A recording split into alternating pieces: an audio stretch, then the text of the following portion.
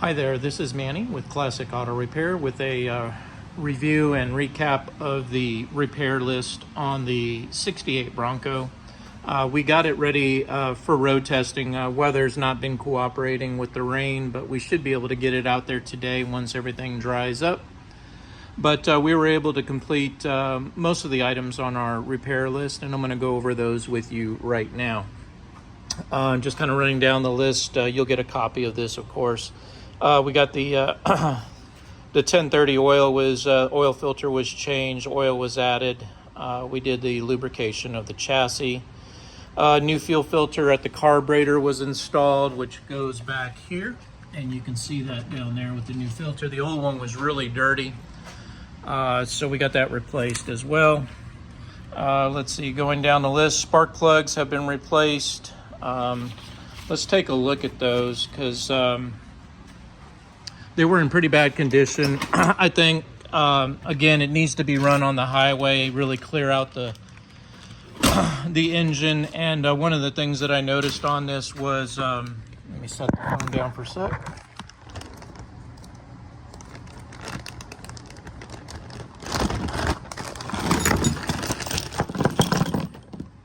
All right, okay, so as you can see here, a good clean burning, and this one is actually not in the best condition, but as you can see here, the ceramic tip is a little bit discolored white. You got a lot of black in here, but we had several like this where the plug is not burning cleanly.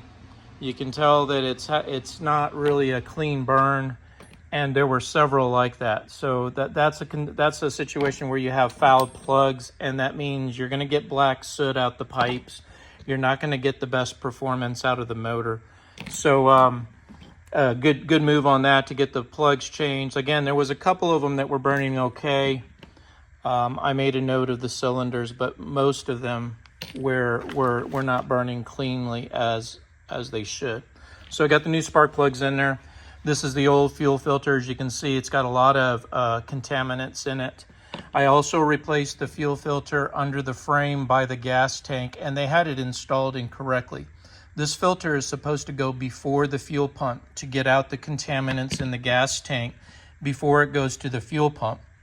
They had it installed after the fuel pump, so it was really allowing damage to occur to the fuel pump and particles to get in it. So I put the new filter in front of the pump, new hose, new fuel hose, new clamps, and I also installed a heat shield on the fuel hose to protect it from the exhaust pipe that is close by. So that was done as well. So kind of some examples of what I did there. Also replaced the PCV valve. That's in the tune-up portion of the tune-up. It's on the other valve cover over there. So again, fuel filters are replaced, spark plugs are replaced. The PCV valve over here, and it did not have a hose connected to anything, and that's not good. You want to remove the pressure from inside of the carburetor, inside of the engine, the crankcase, and this PCV valve does that. And what I did was I connected it to a fitting. I installed a carburetor base fitting at the back of the carburetor where there was a plug, and routed the hose here, and that creates a vacuum and sucks out all of that excessive oil, all that pressure to keep your valve cover gaskets, timing chain cover, rear main seal from over pressurizing and leaking oil at those points. Oil filter's been changed. As I said before, all the fluids have been checked. Spark plug wires are in pretty decent shape. The distributor is relatively new. This is a new HEI distributor, which is going to create a lot of spark, but you have to have good spark plugs in there for it to burn correctly. I checked the vacuum advance. It's working correctly, but it was not connected correctly to the right port on the carburetor. I installed that and made that the right way. I checked the voltage at the choke. It is putting out 12 volts. And it is operating correctly. It's opening at the right time when the engine is closed or cold, and then it's opening up as the engine warms up. Checked all the hoses. Everything seems to be in good shape on the cooling system. It's got an electric fan up here. I'm going to test that during the road test to make sure it's coming on when it's supposed to. Wiring looks pretty good over here on this side. I didn't see anything that was an issue for me to make repairs to. let's see, over here, I did a lot of electrical repair. There was some wiring that just wasn't right. I added a ground strap to the negative body. So this creates a circuit, a completed circuit by having a negative wire run to the negative post. Now this has a clear cover on it to prevent shorting. You just pop it off right here with the clip if you need access. And this also puts multi-port terminals here with good solid gold connections versus what it had before with a bunch of just weird terminal endings. This cleaned up everything. I also did it on the ground side and made sure everything was connected. I did connect the amplifier just to test it to see what it was doing, and I got no response out of it. I believe there's some more serious electrical problems, maybe with the amplifier and definitely with the stereo not doing what it's supposed to. So my recommendation there is to get it back to me. As I get caught up in the shop, I can spend more time on electrical diagnostics with the stereo system. But right now I wanted to focus all of my efforts and time that I had available on the mechanical repairs and the safety related issues. So let's get that scheduled, and I'll definitely tackle that, but I'm going to need more time to dedicate to locating the problems with the stereo system. All right, so moving forward, let's see, new air cleaner, cleaner kit. I took the air cleaner off completely, cleaned the foam, and then put the new oil filter lubricant in it so that it captures the dust particles and keeps your motor protected there. Okay, fuel treatment's been added to the gas tank. That helps with contaminants and removing the water and other weird things that are in your gas tank, and helping the engine run the best that it can. It also does some cleaning inside of the valves and the intake, so we have added that as well. I've added the brake tension spring and also a rubber insulator at the inside under the dash. The brake pedal was rattling around in this position. By adding the spring on there, it prevents the rattles. And then I also added right here a rubber hose to prevent the accelerated pedal from bouncing up and down on metal, which creates another rattle there.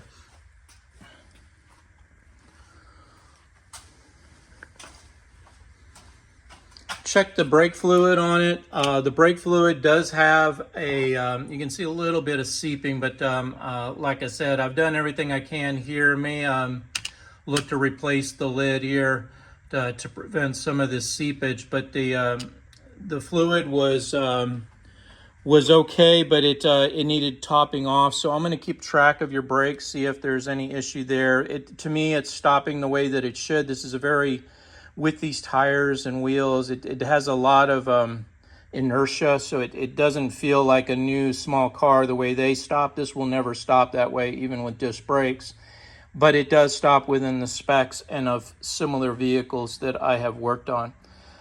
We did the video inspection, which you guys have already received. We did the tune-up. Spark plugs were gapped correctly. Everything was inspected. I showed you an example of that. Went through all the ignition system and checked wiring, made sure everything's there. I cleaned the carburetor venturis, adjusted the fuel mixture, the base idle, and the timing of the engine. Added the tank treatment. Let's see, replaced the fuel filter, as I said before, on the back of the vehicle. So all that's noted under the tune-up section. All right, I went through the safety test on everything back on the 23rd, and you can see the results there. Everything seems to be okay and passed. Got the oil filter, showed you the electrical repairs that I did. Also here was an issue where could have been causing a lot of electrical problems. The battery itself was flopping around even though it was strapped down.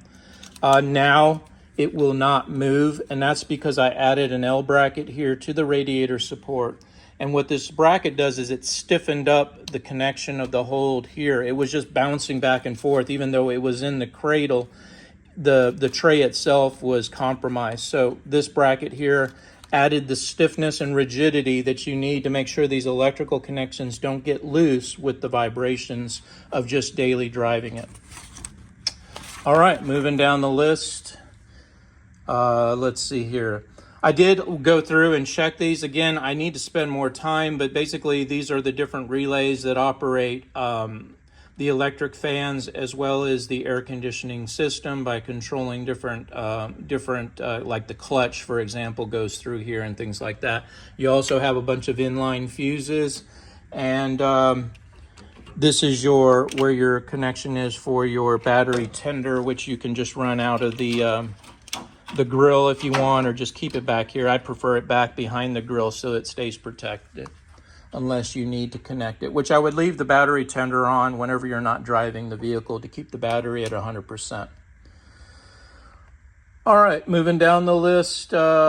Transmission showed leaks at the pan gasket. I recommend waiting on the transmission service. It's still within the mileage. We recommend about every 2 years, 30,000 miles, to get a transmission service, which is where we'll pull the pan off, replace the gasket, clean up the pan of all the sediment and anything that's in there. Also doing an inspection on how the transmission condition is based on how much metal's in there.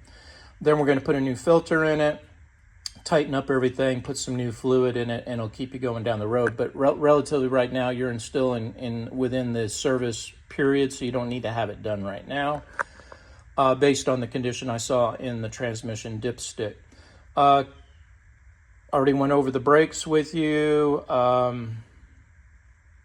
Again, it showed the rear reservoir low at the rear axle brake circuit. So there was less fluid in there than there should. Now, it's one of two things, either brake wear or there's a leak. And I did inspect for leaks, and I didn't show any right now. So again, like I said, I've added fluid. We're going to keep it under inspection. I would say every month or every time you put gas in it, go around and check your fluids. This is your oil. Transmission is while it's running and in hot, in other words, normal operating temperatures. You pull this one out and then you put ATF Dextron 3 transmission fluid in there, which you can get at your local parts store. Check your oil is most critical. Keep that at the line. That'll make this engine last as long as possible and keep you in good running condition. Check your brake fluid. Just pop this lid off with the screwdriver. Make sure that the fluid is up to the top or close by. And then this is your coolant overflow bottle. You're going to want, it's right now kind of about a quarter of a way. Quarter to a half is where you want your coolant level to be. It is full at the radiator. I checked it, so we're in good shape there. The header bolts were tightened. The bolts were loose, and that happens with just heat. They vibrate out, so you got to get in there with a wrench and tighten up all the headers so you don't blow a header gasket and have to replace that, which is more expensive to do. Let's see. Some services that we didn't complete were because we don't offer the solution at our facility. Maybe looking at a 4x4 off-road shop for the differential leaks, the steering damper installation if you want it, the suspension tilt. Those are all going to be things that a four-wheel drive that installs these lift kits can tackle for you. I showed you the loose brake pedal, vacuum port behind the carburetor. We went over the vent tubes on the axles. Now this is how the axles breathe. When the vehicle is submerged underwater, there should always be air getting inside of the axle. And what I've done here is I've added a fitting right there and a hose that goes up. The hose goes up here to the top of the motor and then curves and goes down and stops right here. And what this does is this is your high level. So as long as the vehicle doesn't go above the carburetor, it should stay running. And these tubes prevent water from getting inside of the sealed axles, so you don't get a bunch of water in those gears. They were missing, the whole fitting was missing off the front axle, and the hose was missing off the back, which is this hose right here. I added that hose and strapped it up to where it needs to go. And while we're under here, you can see the new fuel filter I added, metal fuel filter, and then back behind there is the source hose, which has heat shield on it to protect it, all moved out of the way so that there's no obstruction or any issues for safety.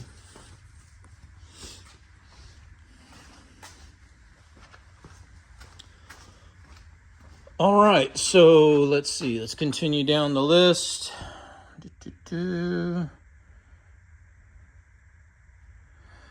Let's see. So again, didn't do anything on the electrical for the radio. We will get back to that on a follow-up visit. Tech note, run super unleaded fuel. That will help with the burning on the spark plugs. The higher octane super unleaded is going to keep your fuel system cleaner. It's going to keep startups a lot easier and faster, especially during cold months and hot temperatures, like when the engine is warm from going to the grocery store or a gas tank fill up. When you go to start it up again, super unleaded is going to fire better. It's going to perform better. It's going to give you more horsepower and performance. So at a minimum, run super unleaded every other tank fill up. But if you can afford to keep it in the budget, run super unleaded in it all the time, and you'll get better performance out of the vehicle. All right, so that was the tech note. Recommend tune-up every 9 to 12 months to replace spark plugs, do any electrical inspections and updates, filters changed out. And we recommend that you drive the vehicle at least 10 minutes weekly to keep the seals wet. That's one of the biggest faults and failures in vintage classic cars, is the vehicle sit in the garage and in the storage facilities for weeks and months and years. And when you go to start them, unlike your daily driver that gets oil flushed around the transmission and motor and all the other mechanical parts, these vehicles sit and they dry out the gaskets. So like I said, overall, the vehicle is a very clean, well-built truck. It's got a lot of upgrades. The expenses were not spared on building the vehicle. It wasn't cheaped out or inferior products used. It's just that the age of the vehicle, some things like this carburetor, it's been on there for a while, a couple years, been run with some mileage on it. And it because it has been setting with filtration and bad fuel, this is the way the carburetors look when they're brand new. And you can kind of see the condition of a new carburetor versus your carburetor that's been on there for a while. So it kind of, like I said, I'll keep an eye on it. A lot of times this is one of the biggest upgrades I do for performance and reliability, is to put a carburetor on it. This one's got a few years under it and it's doing okay now. I don't see any leaks. I did clean it with carburetor cleaner because it was pretty grunged up. But for right now, I don't see any leaks or the accelerator pumps causing any issues. And like I said, it passed the test, so we're looking good there. So this is basically kind of a recap of where we're sitting on the vehicle. Like I said, I would recommend bringing it back to us, and we can follow up with a secondary list as you start to put more mileage on it. Make any lists of repairs or recommendations or even questions you may have, and send them to me on a text, and I'll hit you back with a reply. So this is Manny with Classic Auto Repair. Hope you enjoyed watching a recap in the 1968 Ford Bronco. Have a great day. Bye.